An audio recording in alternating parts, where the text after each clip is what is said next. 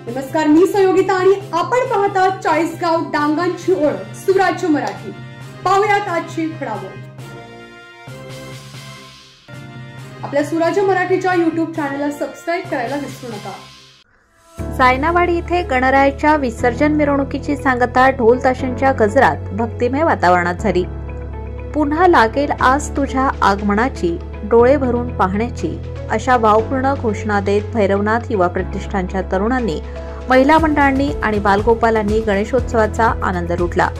यावेळी प्रतिष्ठानचे तरुण दिलीप भांगरे, राघू भांगरे, संदीप भांगरे, अशोक भांगरे, सागर डगळे, गणेश भांगरे, अरुण भांगरे, कोंडाजी लोटे, सोमनाथ भांगरे, रोहिदास भांगरे यांच्यासह सर्व ग्रामस्थ मोठ्या संख्येने उपस्थित होते। महिला मंडळ व गावकरी यांनीही उत्साहाने सहभाग नोंदवला।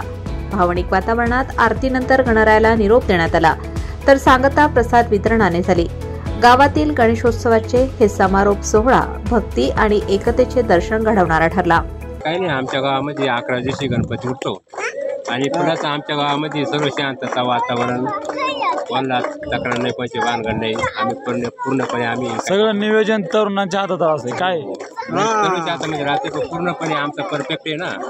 तरुणा पोरा म्हणजे का कोणतं भांडण नाही, तंडण नाही। पुन्हा आमची आरती चालू आहे आणि आम्ही निवंत रस्ते उभे राहिले। इथून पुढे तरुणाने असं सहभाग घेतला पाहिजे का? हा, साहजिक आहे। कारण कसं आहे का, प्रत्येक वर्षी ना काही पोरं एकमेकाची बोलणं चालणं म्हणजे तक्रार होते, भांडणं होते, बरोबर। आणि प्लस असे काय चालू वर्षी नियोजन असे का प्रत्येक आमच्या गावामध्ये ना आम्ही आरती करू गणपती, पण पूर्णपणे परफेक्ट पोरं निवंत नाचले आणि नाच आठ चढली, बाकी काहीच नाही। सुराज्य मराठी नेटवर्क प्रतिनिधी बाजीराव भांगरे, जायनावाडी, अहिल्यानगर।